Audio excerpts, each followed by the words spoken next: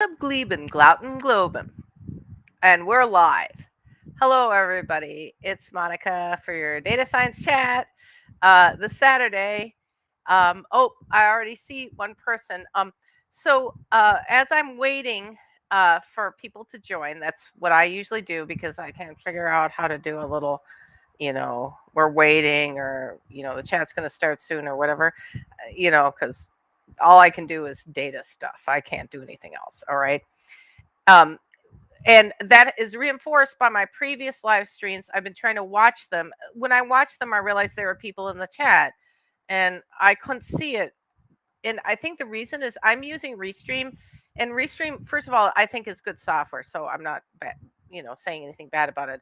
Probably I'm not using it right. But one of the things is that I'm low budget. I'm a low budget streamer. Like I don't have any moderators. So if I had moderators, they could be actually watching the YouTube and the LinkedIn stream because I'm doing them to both platforms and tell me if people are chatting there and I'm not seeing it. But I don't have any of those. But I figured out I have my other monitor over here. So if you see me turn my head, it's because I'm trying to see if anybody's actually talking to me and I'm not talking to them because it's not coming through on Restream. Um, oh. I just realized I have to mute myself here or I'll be all confused. All right. So let's see here. Well, I guess we haven't even started the stream, so it's okay if I'm doing like technical difficulties. Please stand by kind of stuff. Which is exactly what I'm doing is technical difficulties. Please stand by kind of stuff because I'm just trying to get this technology working without any moderators. Now Restream tells me that there's somebody here. So welcome. And if you try to chat, it should see how I look a little different today. That's because there's this chat overlay, right? So I'm using that to try and make it so that if you're listening to this and you're watching this and you try to put something in the chat and it doesn't show up over here on the chat overlay, well, hello, Mutua Robert. Thank you. See, now we have some accountability here. He said hello, and it showed up on the chat overlay. Hopefully, you can see that. So that's why I'm using the chat overlay. Thank you for chatting, by the way, because you allowed me to test this. Because go ahead and say hi. I let one of the things I was trying to do with these live streams is to make it so that people showed up just to meet each other. Like even if you're like, I don't care about G power, I don't even do sample size calculations.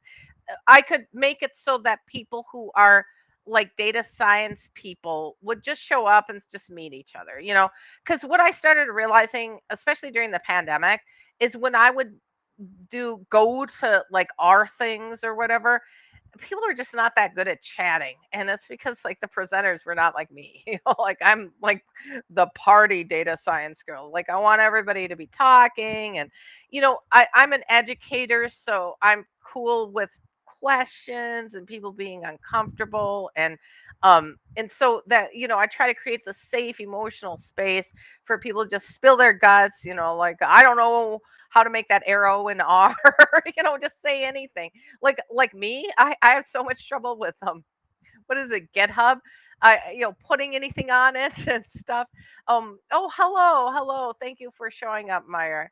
And thank you for showing up, Alexandro. I hope I'm pronouncing your names right. You can tell me if I'm not, and I'll learn it because I'm good at that. Like, and you can call me Monika if you want, but most people call me Monica. 'Cause it's just easier. Some people call me Mon. They say, Mon, help me out with this, help me with that. So you probably hear me say that. I talk about people talking like that. But I'm really glad this chat is working, and thank you for showing up. I have some nifty stuff in the store for you today.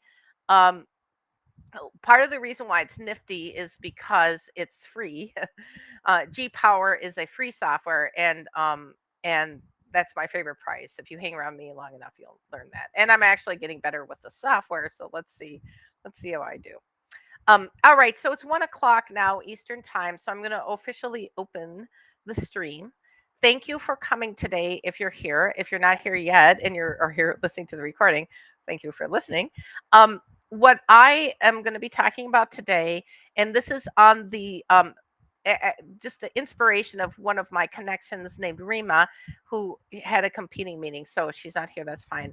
But it wasn't just Rima, but also other people have asked me about sample size calculation or power calculation. And just to be clear for everybody, what that means is when you start to do a study, and especially if you're going to do like a clinical trial where you're comparing one group to another group, let's just pretend.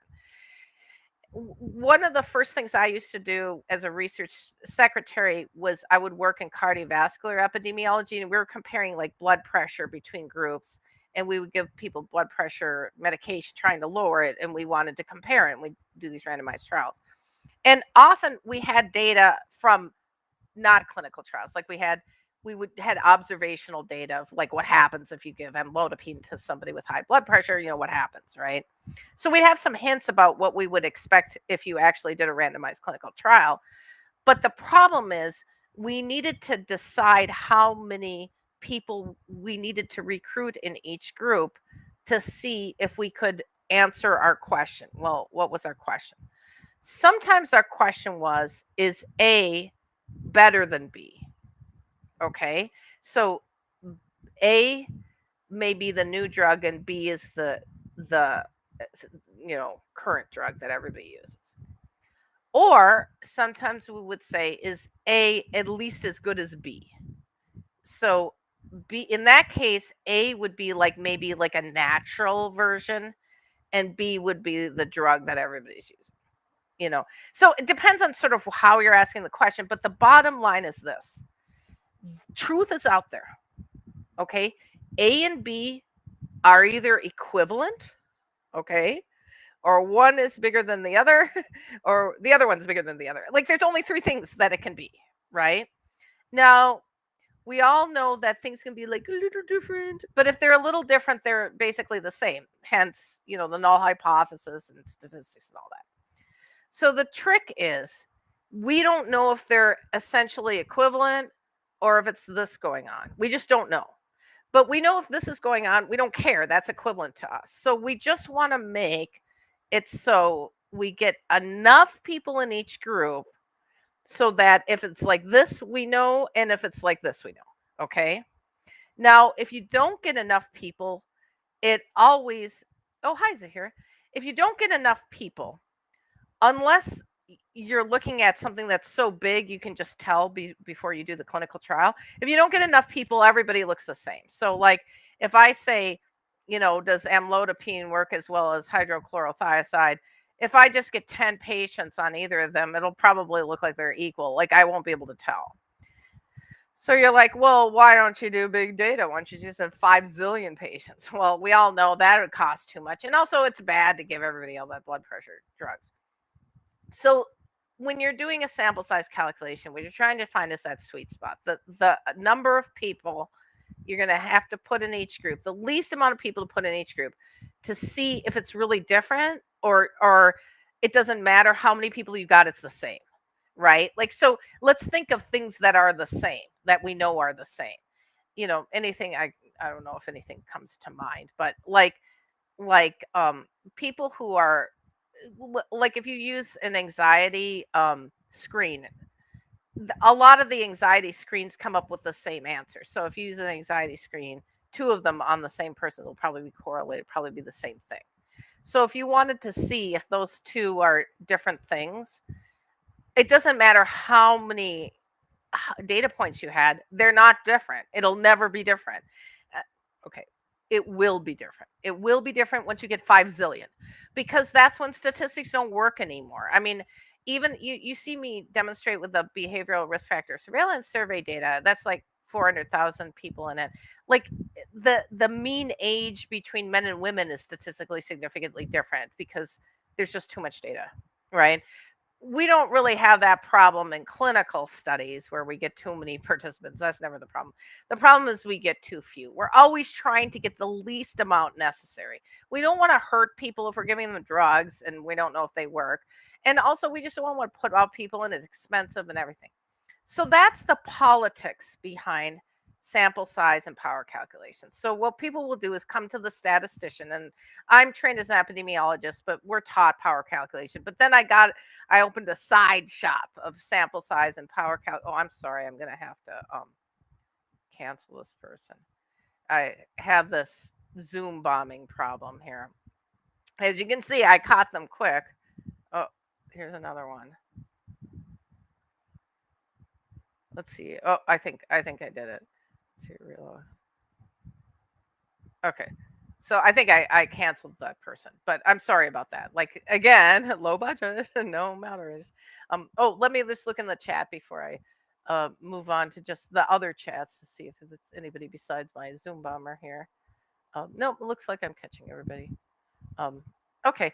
So let's see here. So the I opened my sort of like side business of calculating sample size mainly because when you go to a statistician and you ask them, it's often a very painful conversation.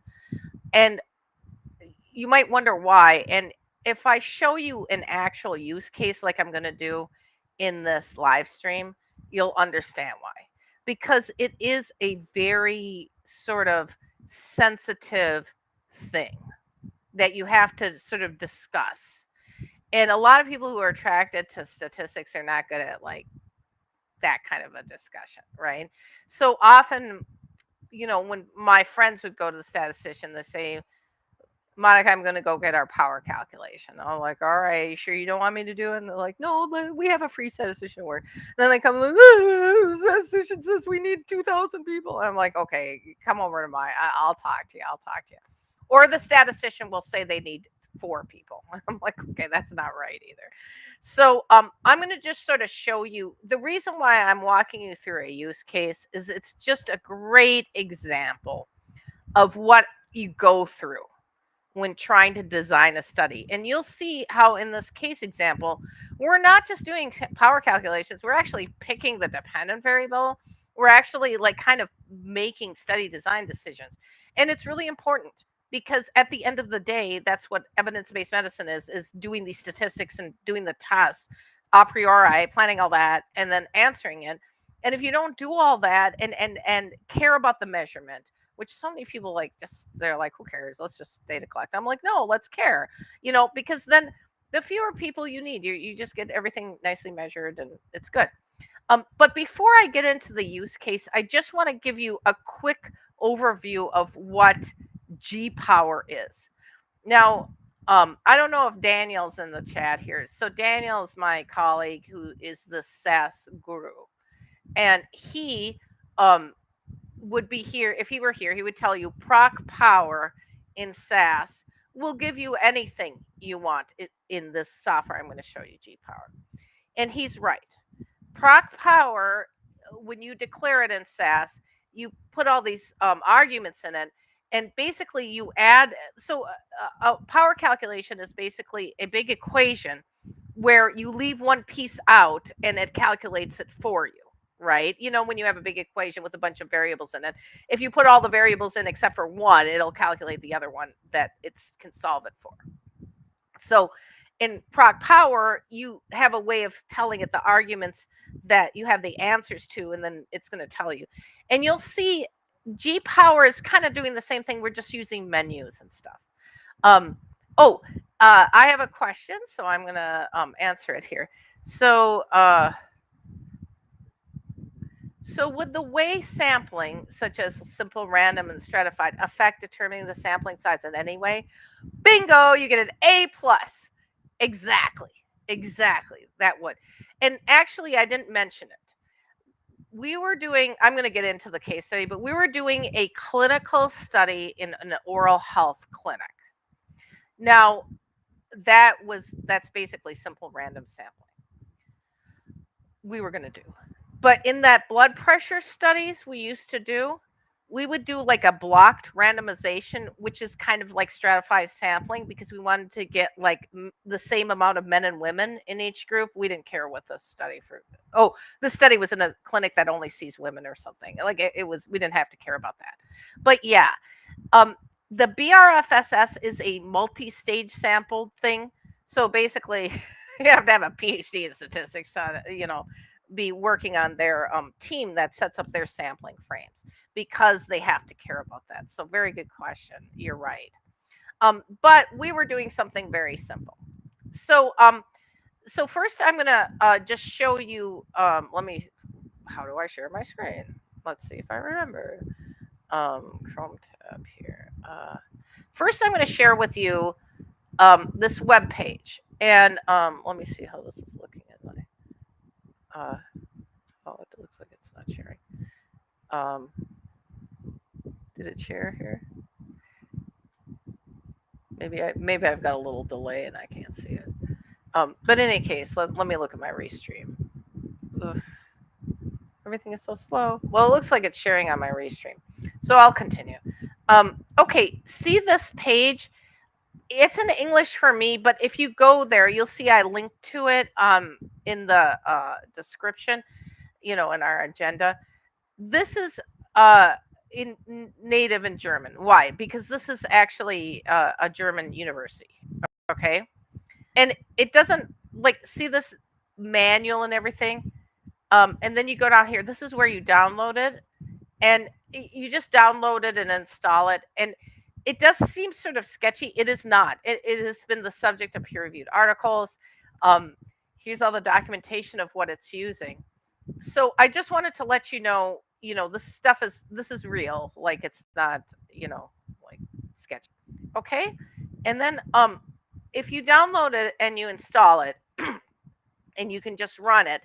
I ran mine, and I just ran it, and I didn't do anything next. So I'm gonna share that window with you, which is, let's see here. Here it is. Okay. So when you run G-Power, this is what you're gonna see. Is this this thing here? I guess maybe I should go here. Whoops. Okay. And what will happen is that you can don't really look at this up here. You can see that there are these two tabs here. I don't really look at this tab. I usually leave this one out. But you start with this test family. Now, if you're familiar with the statistics, you kind of know what these tests are. Like this chi-square is going to be of categorical, like how many people, like proportions, how many people get diagnosed during the trial, for example. But we were talking about, like I was talking about blood pressure, for we would use a t-test for that. And you'll see that if I change this, it'll change what this form is. So this is basically a way of sort of taking PROC power and turning it into a menu driven thing. And then, so if you choose t-test, there's only so many different scenarios for your study design you would have. And so you would pick the scenario here. And then you'll see here, like this is tails. You're looking at tails 1 or 2. The effect size, you have to put in here the alpha. Remember 0.05. And then this is like, I usually use 80% for this. But then there are all these, like you might, one of the things here is we usually set alpha at 0.05 and we'll set power at 80. I don't know why this default's 95. And I almost always use a two-tailed thing in healthcare. But what always is a problem is this effect size, is knowing what the effect size is. And so what's great about this G-Power, it'll help you calculate effect size if you have some estimates from the literature. All right, so let me go back here and see. Let's see. Okay, so what I just went over was just what is this software that we're going to use for this use case. And just let me know if you have any questions. Okay, now I'm going to get into the use case and then come back to the software, because this is the part that statisticians often don't do well with when working with the principal investigators. They don't do well at this communication stage of trying to figure out what exactly is going on in the study and what are we trying to do. Okay, because you really have to understand the study design to be able to pick the right measurements and to pick the right make the right choices. You will see as I do this. Okay, so I'm going to go share my blog post that I made because it just kind of helps me walk through and make sure I don't miss any topics. And there's a link to it. So let's see here. So so this is the link to download it. All right. So the thing we were studying was gingivitis, and I don't know if you've ever had gingivitis. I have. It's where your gums swell up and then they bleed. Um, and which reminds me, I got to brush my teeth again. So, but anyway, so gingivitis is not good. Like you shouldn't have bloody gums. It's pretty easy to solve. Like there's a whole lot of literature that says chlorhexidine, which we abbreviated CX. The chlorhexidine mouthwash will, it's got alcohol and stuff in it. It will just kill all that bacteria that's causing inflammation. And so it's great, but there's two downsides, right? One is that it has alcohol in it. And if you're in the Middle East and there's people don't drink alcohol, they really don't want to use alcohol mouthwash. Not everybody, but a lot of people are like, yuck, I don't want to do that. And I kind of don't blame them. I understand. And also, even in the US, I've hung around a lot of people who are in recovery from alcohol. They don't want it. Like if they taste that, it's going to push them in the wrong direction. So that's an important one. And then the second one is chlorhexidine unfortunately stains the teeth. So one of my collaborators is an innovator and she's just so amazingly intelligent. So she mixed up this potion of natural remedy based on stuff she saw from the literature. And we called it NSM. So NSM is the alternative mouthwash.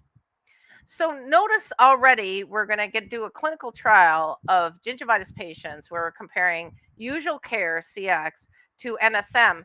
And think about it, we're just looking for equivalence, right? Like if NSM does at least as well as CX, it's good enough. We can prescribe it instead of CX. Okay. So already it's sort of complicated. Okay. So then the study was more complicated than like this is. I'm just focusing on the parts that were important for the power calculation. Okay. So we had several visits, but at visit 1, which is baseline, what we decided is we would measure the outcome that we chose that we were trying to impact with the CX or the NSM. So remember when I was talking about blood pressure studies, if you we would look at systolic blood pressure or diastolic blood pressure as the outcome. Well, here we had to choose an outcome. What is this outcome we're going to do? And that was part of this power calculation, is figuring out which outcome we exactly wanted. But whichever one, we were going to measure it at visit 1, and then we were going to measure it again at visit 3. And in between, there was going to be treatment. And what was treatment? It was going to be either they were going to use chlorhexidine mouthwash or they're going to use the NSM. Now, I love working with this PI. She's so brilliant. She's super nice. We're super close. And why is that important? It's because she just really cooperated with everything I asked her to do to help me create like the best sample size for her. I love it when people are like that. She's like so smart. But anyway, so in oral health, there's this sort of standard measurement of inflammation in your mouth, and it's called bleeding on probing, or BOP for short. So if you think of a dental probe and you probe, the dentist probes your gum and some blood comes out, it's kind of bad, right? So what happens is bleeding on probing is technically calculated by, like, they'll probe these sites, and technically they'll probe 6 sites on each tooth, but sometimes people have lost teeth. So it's different for each person how many sites they end up probing. But that is the denominator. And then the numerator is how many bleed. So if you get a proportion of 1.0 or 100%, then they're all bleeding. This is very bad. And it's going to be 100% whether you only have a few teeth or you have a full mouth of 20 teeth, right? And so that's what's kind of nice about bleeding on probing is it's like you can use it to compare people. So if somebody has like a BOP of like, you can use a percentage, but I use like a proportion for this. If somebody has a BOP of 0.63 and somebody else has a BOP of like 0.89, you're just like, oh my God, like 90% of their mouth is bleeding versus 60%. And just to be clear, most people have healthy gums and they have a BOP of less than 25%. It's gingivitis is like more than 25%. Okay. And so we were thinking of using bleeding on probing. Just wanted to check the chat here. We were thinking of using bleeding on probing as the outcome because that's used a lot in the literature, but I was a little nervous about it. And here's why. I was afraid that their gingivitis patients might have a small range, right? Like there's really bad gingivitis patients might only be 0.4 or 40%, because you have to be 25% to even be gingivitis. And of course, this was going to be on gingivitis people, right? So I just said, can we do a pilot study? Because I want to see what kind of gingivitis you're getting in your clinic. And I also want to see, maybe there's another measurement we can do, like a way to classify them. I came up with it on my own. So just to reiterate, the BOP that we were thinking of using, it had a range of 0 to 1.0 because I was using the proportion. And I was worried about the range. It was the minimum was going to be 0.25 because that's definition gingivitis. But I was afraid I was just not going to get a good range. And if I didn't get that, if people are too healthy, they can't get better no matter whether you give them chlorhexidine or NSM. So I was just worried about that. So I also came up with this experimental measure, which is more of a rating scale that the clinician would do, a range of 1 to 25. Okay. So what then my colleague did, the PI, is that she did this piloting. And she just went to her clinic and she said she measured 25 people with gingivitis and 26 people without it. She just measured them in terms of BOP and in terms of the new measurement I created. And that way she was able to give me like the mean and the standard deviation for each group. Like the mean BOP for people without gingivitis, like is it high or low? Is it close to 25 or 0.25? And how bad are these gingivitis people? And standard deviation, right? That's a measure of variance, range, standard deviation, variance. I could see for myself, right? And so we now could use G power to make our estimates. So I always have this joke when people come to me and they say, Monika, will you make me a power relation? I say, yeah, but you know what? You have to bring your own estimates, and the reason why I say bring your own estimates is I need something from the literature in order to be able to know what to put in G power, for example. Okay. And there's another thing that I want to show you, and that is the notes I kept. Because one of the things I said about this presentation is I was going to show you the curation. And that's almost like more important than anything, because that's what allows me to do this presentation today, because I think it was years ago that we did this. I don't even remember when we did this. Okay. So I didn't make this available to you, but I'm going to show you a Word document I kept just so you understand like why it's so cool. Let me move it over here. Why it's such a cool thing, why G power is so cool. Okay. I literally made this document. Okay. I've edited a little to just redact like confidentiality. So I said here, PI and I needed to decide between BOP and another measure to power the study. Figure us out. PI did a pilot study where she collected data on 25 people with gingivitis, which 18 had a BOP of 0.25 or greater, or were of the moderate severe diagnosis we were recruiting for our study. Okay, that's what was going on. 26 people were healthy. We put this on a spreadsheet. I calculated the mean total score and the mean BOP for both 18 with moderate to severe and the healthy ones. To decide between BOP and another measure, I decided to do a power calculation for both. Note, another measure has a range of 1 to 25. So this was the power calculation I did for the other measure. So you'll notice there's this main window, which I was just showing you, but there's this little thing on the side, okay? And I'll explain what that is. This little thing on the side pops out under certain circumstances. And this is where I entered this data here. And I actually put it on some slides. It's a little hard to see. But this was data I got from the pilot study, and this was for the other measure. Okay. And then this was for BOP. And again, here I am entering the data from our pilot study. And then, I'm making some notes, like, because I'm changing some of the data. I'm playing with it. And then I wrote this. We finally made the following decisions. We will power this on BOP, because just remember, I can still use my other measurement in the study. We're just not powering on it. Okay, so we're powering this on BOP. We will power it on a change from at least 0.45 at baseline to 0.25 at follow-up.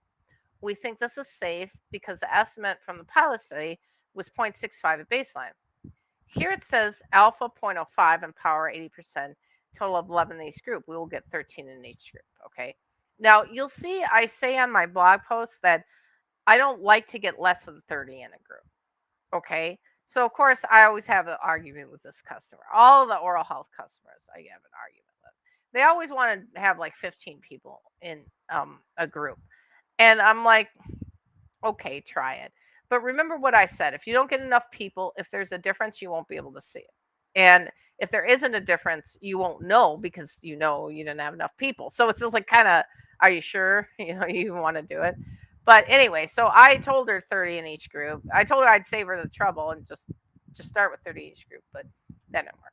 All right. So then another thing occurred. So this is how we decided to power it on BOP. Okay. But then another thing occurred, and that was I just sort of thinking about what are we actually asking. Oh, okay. So I'm going to go back to our the blog post because I want to talk about what, like, this just kind of explains what I just showed you, and this just shows you what we entered. So what we were asking was, does NSM work as well as chlorhexidine? And the reason why chlorhexidine works is because if you do a paired t-test on people who got it at visit 1 and then, or who had gingivitis at visit 1 and then got chlorhexidine, and then they don't have gingivitis at visit 3, and you do that t-test, it's always, the paired t-test is always greatly statistically significant because it works. Chlorhexidine works. So so technically, if you want to know if NSM works better than chlorhexidine or worse, statistically significantly, you're looking at t-testing that difference between groups. But I didn't really care. I just wanted to see if the NSM at least worked as well as chlorhexidine. Does it reduce gingivitis at the same rate? Like, in other words, is the experience in the chlorhexidine groups the same as the experience in the NSM group? Because if it's the same, then they're the same in a practical clinical sense. So what I decided all I needed to do, and I think it worked out, I can't remember the study, all I needed to do was to make sure that you could do a paired t-test in the NSM group, and if nothing was going on, you would know it. And that I think we could do. You remember my note, I think we could do that with 13 people in each group. I think if NSM was doing nothing, we could see it with 13 people, because we know chlorhexidine with 13 people, it would clean up their mouths, because we have all this literature. So if an NSM, if it's not really cleaning up their mouth, forget it, right? Like, you can tell. So that was like all of this politics and talking about it and all my background. Like, don't you think I've read so many articles about BOP and stuff? Why? Because I just love this PI. We've been friends for like almost 10 years, I think now. We've been so close. Well, why? I just study what my friends study, because that's what's cool about being a methodologist. You can befriend anybody, just hang out with them, learn about them, and then you've got a friend, and then you can do magic with them because no one knows how to do statistics or data science or any of that, right? So so once we got there, I was like, I'm telling you the end before the beginning. I told her 30 in each group. Okay, that probably would have been too many in this case. And then she said, okay, no, please do a calculation for me. And I said, okay, pilot study.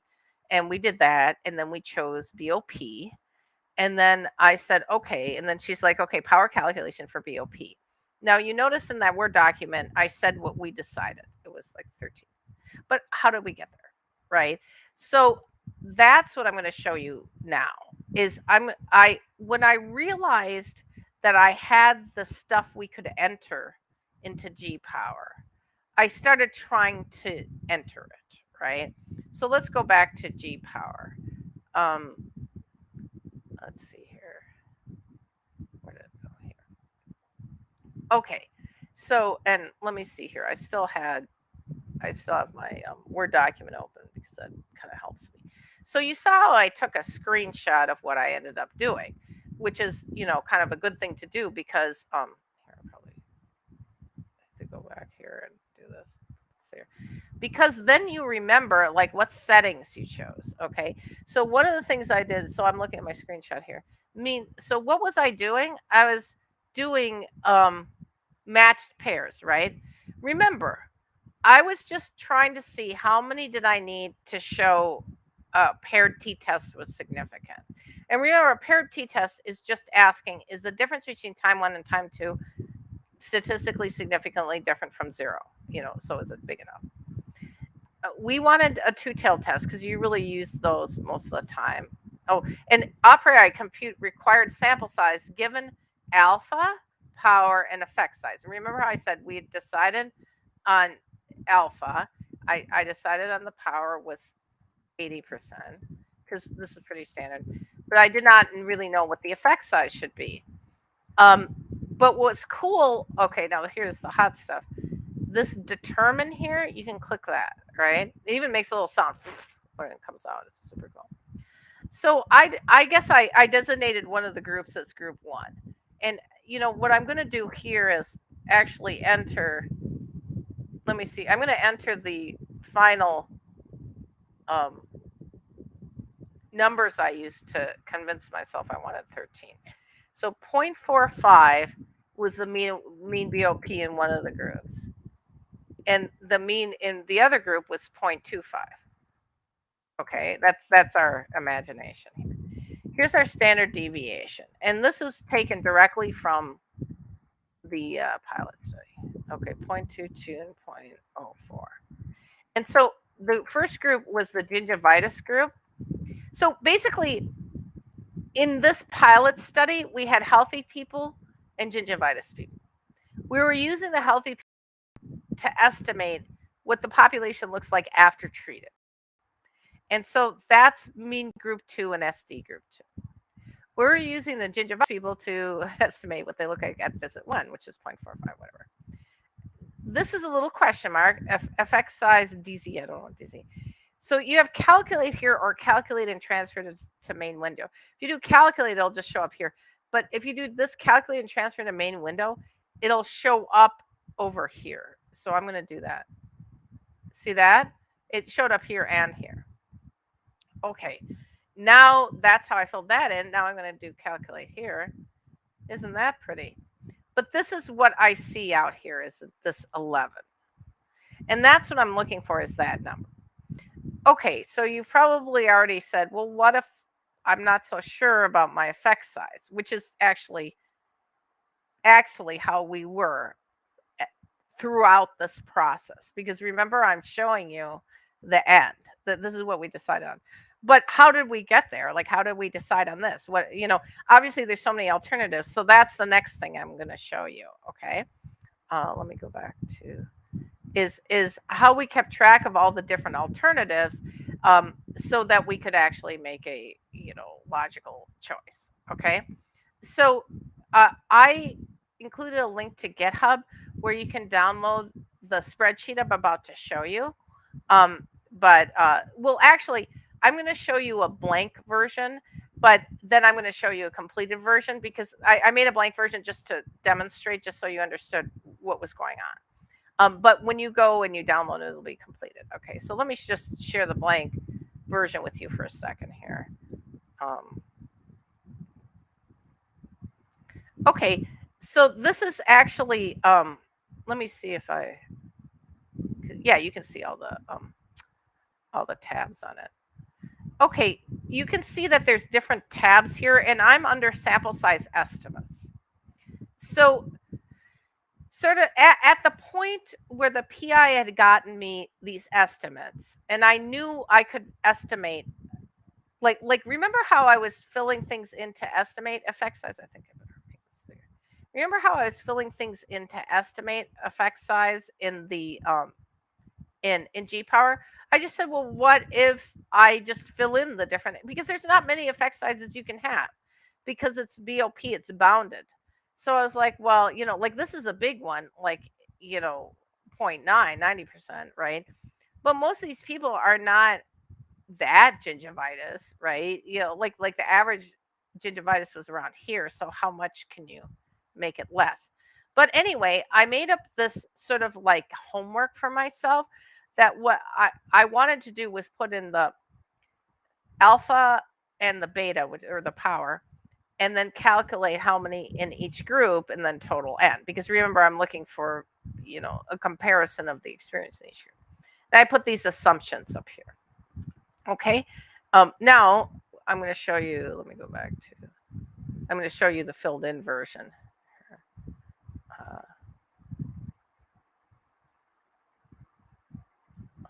Let's see here. Okay. Oh, this starts, you'll see, I summarize the study design info in the first tab, just so you can remember it. And then here, okay. Then here, you will see this is what happened. So basically, I plugged in this information, right? And, what if the effect size is 0.1? Now, remember, what is effect size? It's the end difference between the groups, right? It's basically the difference between visit 1 and visit 3, like how much their gingivitis changed, right? So if you were one of those 0.45 people and it went down to 0.35, that's an effect size of 0.1. But you could have been a 0.9 person, it goes down to 0.8. So I didn't really know what to expect in terms of people going up and down, but I just said, okay, let's just pretend that I don't care, because guess what? We can't get 100 people. We can't get 200 people in the study. So we can't do that. So let's just see what we can do, right? Because remember, the bigger effects, you need fewer people. See how if you do things like this, you start seeing there's some boundaries, right? Like you start seeing that maybe if you got 50 people in each group, see this 45? Like if you got 50 people in each group, like almost 100, like 100 total in this 50 people in each group, you'd know if these big differences were there. And chlorhexidine makes big differences, and I mean, chlorhexidine cures it. So you should be able to tell, but then, it's like, how many do you need? Well, I saw this 30 in each 34, and I was telling her, you really want to be sure. But I think in the end, we decided on 13 because it was just easy to recruit them. And if at the end of the day, we looked at it and we saw a lot of variance and stuff, we could go back to the IRP and just say we need to recruit 13 more, or a few more. We could get up to 30 each group. So this is the interpersonal side of the power calculation, is be able to negotiate and be able to like just say, okay, what if we don't get enough people, right? Because think about it, this was an innovation. We had no idea what to expect from this NSM. And also, after 13 people, maybe we'd see that there was nothing going on with NSM. But I was a little worried, so I did 2 different simulations. The first simulation I did was this one. Okay, it's kind of silly, but in this situation, I said they were sick, CX got healthy, and NS didn't, right? NSM did. So CXV1, the mean was 90. I'm just doing this, and I'm saying I didn't do it on I did on the percentage scale. I should have done the proportion scale, but I said like this is their mean BOP at visit. Here's visit 2, or I said visit 2. It should have been visit 3. You see, it's a mess. And then here's the difference, right? In this chlorhexidine group, and here would be the difference in the and here's the difference between the difference would be 26. And here's another scenario: sick, neither got healthy. Then the difference between difference might be very small, 10. Not so sick and got healthy, both of them. So I was just trying to see what kind of differences. And you can do this. You can do these simulations, make up fake people, make up fake groups. But I'm the only one I know who's ever really done that. And I'm telling you, it's so helpful because if you're working with a clinician, they can tell you what fake people look like. They can say, oh, no, nobody has this, or yes, everybody has that.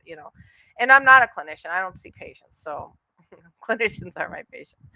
So then I made this one. I said, if CX reduces BOP by this much, 60%, and NS reduces BOP by this much, here's the effect. And here's the effect size, because notice the effect size is technically the percentage, which I've been sort of ignoring in this discussion until now, the percentage change. And here's the effect size. So this is a new list of effect sizes that I was plugging in.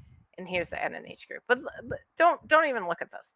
What are we seeing? We're seeing 29, 45. So you're starting to see where we are. We're like, if you want to be sure, then you'll get 50 in each group. If you want to be pretty sure, you get 30 in each group. But either way, if NSM is awesome, you might be wasting your money. Maybe you should start with 13. Maybe you should just get more later, if that doesn't work out. So see, it's like probably the least mathematical and most sort of emotional thing in statistics is doing these power calculations. Now, I'm showing you like one use case where we went from what do we want for our dependent variable to, okay, how many people do we need in each group? And, and so now what's awesome is I don't remember doing the statistics on this, but I know if they brought it back to me, I know exactly what I was going to do. I was going to do these paired t-tests and try to show that the difference between each group was either the same or different, like we try to figure out what was going on clinically with this NSM. And so something I didn't tell you and I didn't put in the blog post is this PI is very sophisticated. And so she had a lab. And she had already, and she has a bunch of students. And so, oh no, not this again. Sorry. Whoops. I didn't mean to show it. I meant to block it. Someday I'll get better at this stuff. Let's see if I blocked it. Yeah, I blocked it. I don't know. How is it that these Zoom bombers can find me, but data scientists can't find me? I guess, I don't know. Maybe they think I'm sexy. Let me just go and make sure that nobody's chatting and I'm missing it in LinkedIn. Nope, it looks like nobody's chatting. And let me see if nobody's chatting here. Nope, looks like I'm not missing anything.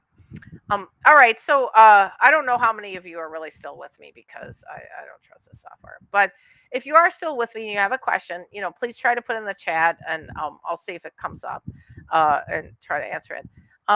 But in any case, what I would say is that let me look back at my example and see. Yeah, let me just put this out there for you. Chrome tab. So, well, one of the most important things I want to emphasize in this live stream is that you want to document all of that stuff. Like you saw all that documentation. I pulled that out because somebody, contacted me and asked me a question about this. But most of the time when I have been helping PIs, but someone else did their power calculation, and now it's time for us to, like, they finished the study and it's time for us to write it up. I actually need to go and find out what were they thinking when they did this. What was their like I like to put in the peer reviewed article, I said we set the alpha at 0.05. We said, I would totally explain this. I mean, I probably skipped that we consider another measure, but I would totally explain how we arrived. I would explain, what I filled in for our final power calculation to get 13. I would explain that's like um how I got to 13. And part of the reason I was working with this PI is she used to go to a school in Boston, a college in Boston. And when she was going to that college, I knew her, and they had a statistician there. And he would make these calculations and bring them to her. And I'd say, well, what were his inputs? Like, what did he put in the calculation? And he would never be able to tell us. And what I noticed was, because I hung out with her for a while and I hung out with her friends and stuff, is that it didn't really matter what the question was. The answer was always 14. Literally, it was always 14. So I not know what was going on with this guy. Okay, so this documentation stuff is real important, so you can write it up later or pass it along to somebody else so they can write it up. Otherwise, you can't write it up. Then the next one is, like, I used to go to the University of South Florida College of Public Health. If anybody's thinking of going there, I would strongly recommend against it. I did not. There's some individuals there who are really awesome, like what I'm going to talk about, but their program was bad. Like, I wanted to become a data scientist and they essentially kicked me out. So that's why I don't have a PhD. But in any case, the people I like there, one of them is Dr. Yiliang Zhu, who's still there. Like, you'll find out that I don't really listen to most people because I think they're full of BS. But Dr. Zhu is so intelligent. I can't even tell you. And he's such a great teacher. He, like, a lot of the stuff I teach you guys about statistics in a practical applied sense, I literally learned from him. I took just about every class he offered. I tried to take a computational statistics class. He said, Monika, don't take it. You don't like math. That's how good of a professor he is. So if you can take a course from him, do it. But don't go to the University of South Florida if you can avoid it. But anyway, one day there was a student presenting in class her power calculation. She came up with like 14, like that guy. And he said to her, do you really believe like these 10 people adequately represent this whole population? Because think about it. That's what you're doing when you're sampling. Is you're saying, these people, I know I'm getting distracted by my own live.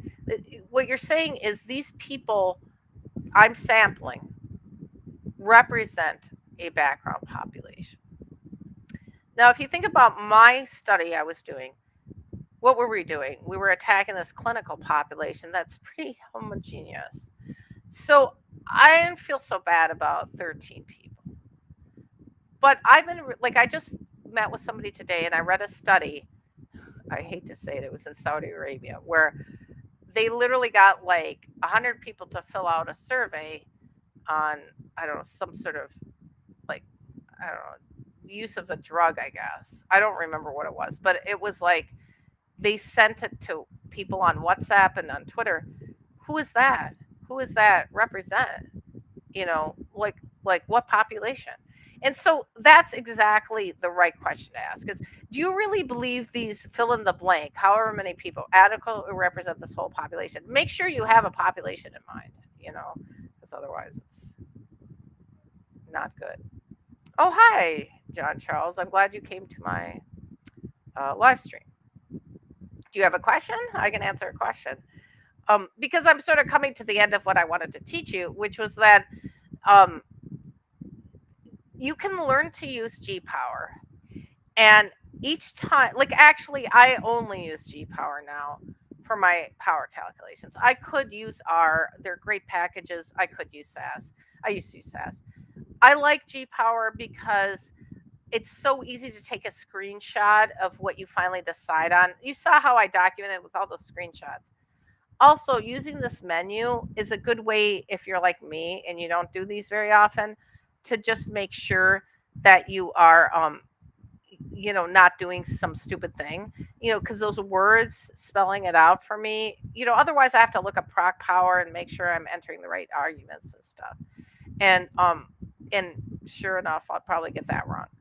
Um, so that's like using G power is great, but you have to know what's going on behind the scenes, and you have to find some way of documenting all your queries. That spreadsheet is a really good example. And actually, I made a bunch of different tables on there, but I want to, I guess, give a shout out to the people at CCBR at the University of Minnesota. They're the ones in the 90s when we would do grants back in the day. There was like, this is how old I am. There was a time when you could choose different alphas and you could choose different powers. And so we would have different scenarios of alphas and powers, and they'd put it in a table when submitting a grant. And they would use that matrix to say, this numbers here, this is why we're choosing 50 in each group or whatever, because it hits many scenarios. And I'm like, so clever. It's just so good to do simulations. You can just make up the data in your simulation. But it's hard to do a simulation if you don't have any real data to guide you. So it's so important to do pilot studies. And they don't really have to go through the IRB. It depends on what you're doing. Like in my case with my PI, these were all her patients. She's director of the clinic, and she just had to write down their values. So it's like not, if you're in the U.S., HIPAA has a clause in it which is research, like preparatory for research. That's what that is preparatory for research, because it's like she just gave me means and standard deviations or values or whatever. Like there was no real like human research data. But that is so good, because when you are like a biostatistician or acting like one on TV like I am, you really want to like for example, cytokines. What are cytokines? Cytokines are chemical messengers, like interleukin. If you hear like IL-6, IL-8, IL-2, IL-4, those are cytokines. So what are your cytokine levels? Well, I don't know. I think cytokine research is stupid, and I don't do it. But all my friends do it, so I have to do it with them. And one of my friends was doing cytokine research, and she got a cytokine assay to measure it, and she got these numbers, and I was like, wow, look at these numbers. They're all over the place. And then I went into the literature, and I found, like, I don't know which cytokine it was. Let's just say it's IL-7, because that's my favorite. So let's say, like, in one article, it would be like the mean IL-7 was like 500. In another article, the mean IL-7 was like 5,000. In another article, the mean IL-7 was like 50,000. I was like, okay, let's find articles where they use the same assay. We find the same assay, same thing. Like I'm like, how are we doing this? How are we getting stuff on different orders of magnitude? Now, I've seen that with platelets. Like, you can have no platelets in your blood, which is a very bad situation. You have zillions of platelets in your blood. So platelets has a really big range, and you can have a lot of wonkiness in a distribution, but that's not normal.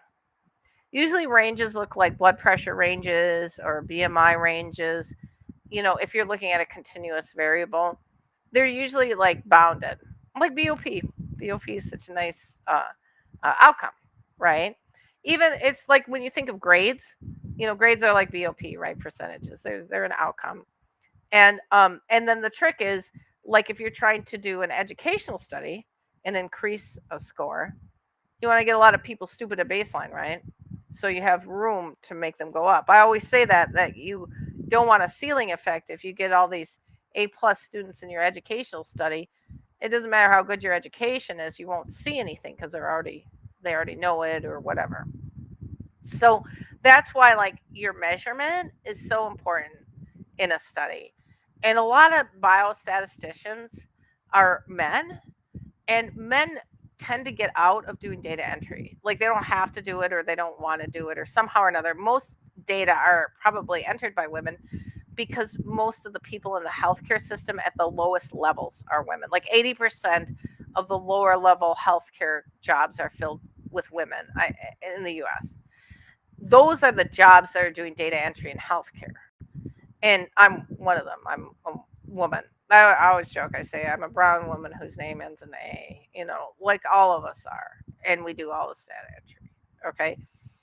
So what is data entry? It's measurement. It's measurement of business data. And we know if you do a lot of data entry, you will know that there is a different amount of measurement error for each variable you're entering. So if somebody tells you how much they weigh, that's going to have a lot more error than if they tell you what their date of birth is. Okay. And all these things are never taken into account when I read books, statistical books that are written by men. They just totally forget about differential measurement error. And so why did I even spend any effort on choosing BOP or another measure? It's because I just wanted to make sure that we were getting something that wasn't full of errors in our group, in our population. And these kind of sensitivities to like population measurements, study design, like the exact, doing like the paired t-test versus actually, like if I had to power the study for a difference in differences, there would have needed to be a lot more. But that's not what we were asking. We were asking is this NSM as good as chlorhexidine? Is it just good enough? Right? So there was really no reason to like overpower the study. And if we didn't think we got enough, we can get more. Like one of the things that I noticed, I wasn't the only one, when I used to study Alzheimer's disease, we would try to look for things that improved cognition. So that's a continuous variable going up. And everybody had the same hypothesis that giving people vitamin D would improve their cognition. So they'd power their studies, and then they do their studies, placebo versus vitamin D, and it never worked. So they kept saying, well, we need bigger studies.